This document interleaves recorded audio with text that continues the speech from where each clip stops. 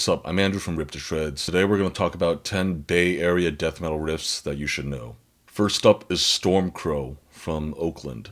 They were active in the early 2000s, releasing one album and several splits with bands like Skaven, Sanctum, and Coffins. This is Enslaved by Darkness.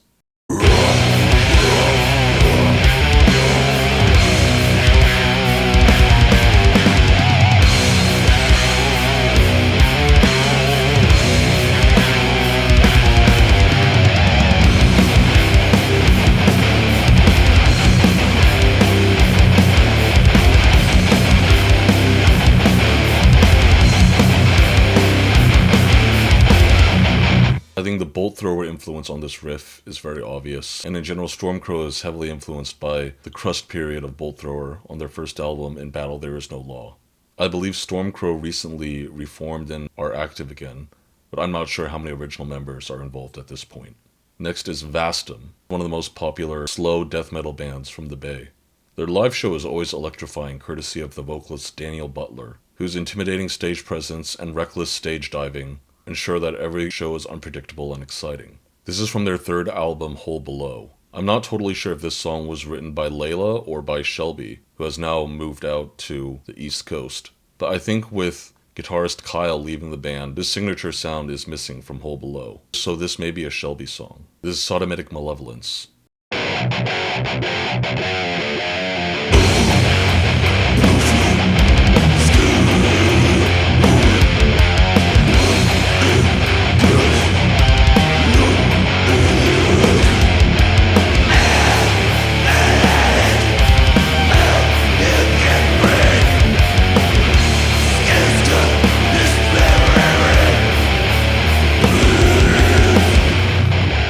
I think the first time that I saw Vastum was at California Death Fest in 2016, and I instantly became a fan. However, they were even better in a small bar atmosphere. Seeing them live at the Golden Bowl was pure insanity. I like how the minimalistic drumming is contrasted by the slinky riffs, and the way the accents on the riff play counter rhythm to the drums. Next is Spinebreaker, a band from San Jose whose members would also go on to play in Gulch, Tsunami, and Rip to Shreds. Spinebreaker in particular is pretty special to me, because without meeting Joseph, I would have never formed the live version of Rip to Shreds, and probably would not be making records on the level I am now today. Spinebreaker was heavily influenced by hardcore bands like Mammoth Grinder, or Hatred Surge, or Skinfather.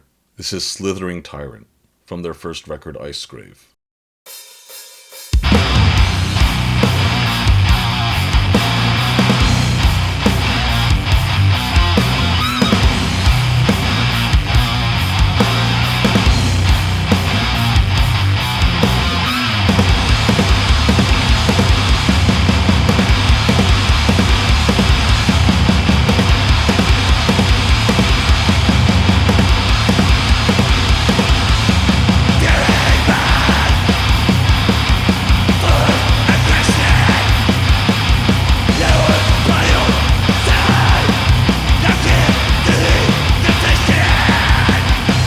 I like how the riff moves in the intro from a groove with the melodic accent on the upbeat into a static riff that's contrasted by the drum fills, and then plays a variation of that riff on top of a polka beat in the verse. Spinebreaker has changed styles a little bit now, and their more recent offerings are along the lines of Morbid Angel. This is Population Reduction, formed by Ben and Justin Green, who also played in bands like Extraction, Skolex, and Ghoul. I believe both Justin and Ben have since moved to the East Coast, but Ben is still active playing in Ghoul. This is Hash Smoking Grind Freaks from their 2008 album Each Birth a New Disaster.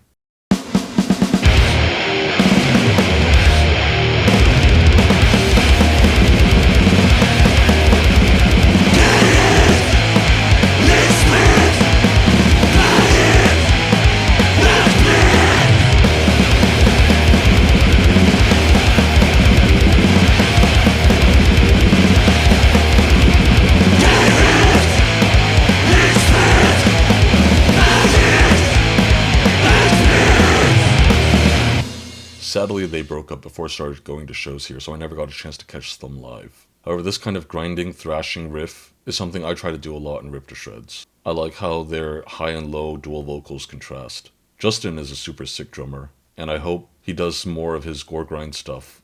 The next band needs no introduction. It's Autopsy, one of the original death metal bands, with incredible Chris Reifert sitting behind the kit and on vocals. This is Embalmed off of Severed Survival.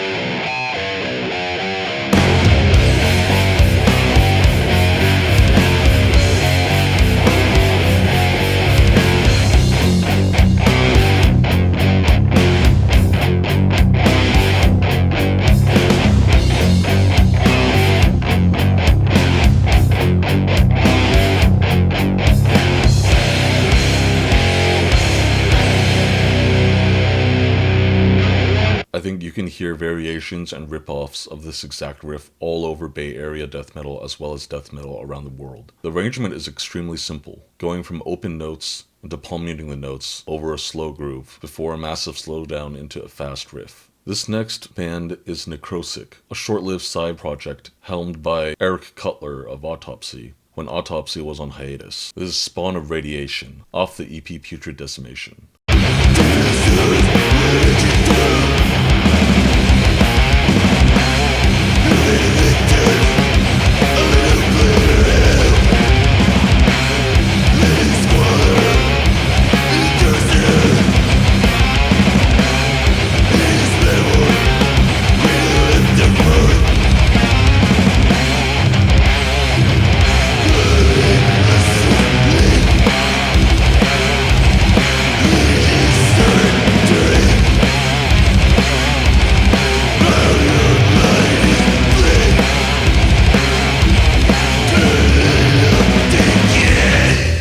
Although the riffs are very un-Autopsy-like, and there are multiple well-known guitarists such as Sean of Impaled, Christian from Destroyed in Seconds involved in the project, I think the triplet feel as well as the 6/4 time signature strikes me as something very Autopsy.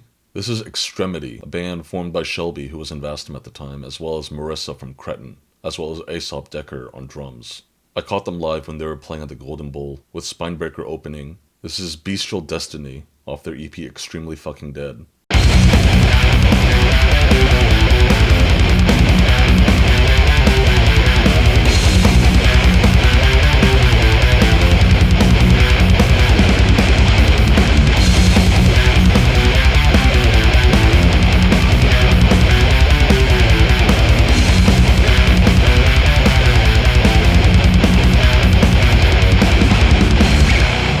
The groove on this is very bolt thrower to me, and I like the little accents that Aesop throws into his drumming. Aesop's drumming is a big highlight of Extremity for me, especially with some of the disco beats or upbeat China crashes that he plays. This is Dipygus from Santa Cruz. I saw them in San Jose, I think in 2016 or 17, when they were playing with Skolex, Justin Green and Erica Osterhout's death metal band, as well as the East Bay death metal band Cartilage. They actually played with Rip to Shreds on our very first stateside show, and they also asked me to contribute a guitar solo to this track, which is Bushmeat, off the album Bushmeat.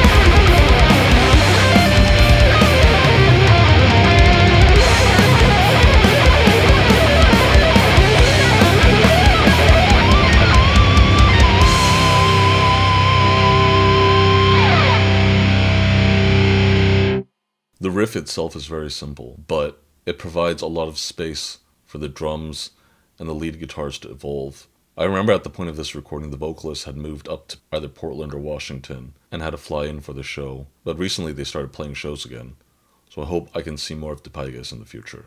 This is Acephalix, another band fronted by Dan Butler. Kyle House, who also played in Vastum for 2 albums, is the main songwriter here. This is On Wings from Deathless Master.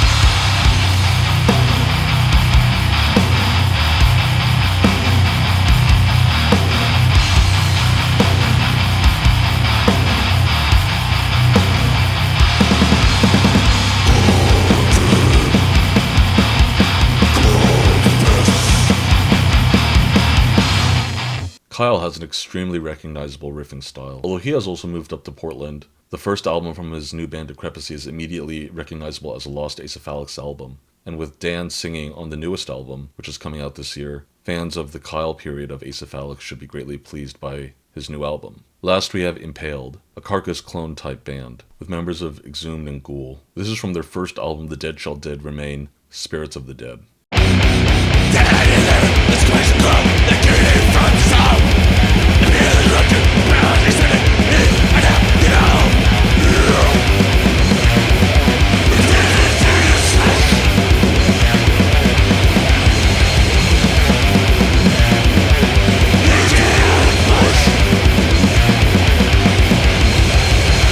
Although a lot of people prefer Mondo Medicali and their more overtly melodeath songs, I find the raw production, furious grind riffing, and fast blast beats to be the most enjoyable period of Impaled. They're really sick live, and are playing festivals again, so if you ever have a chance to catch Impaled, don't miss them.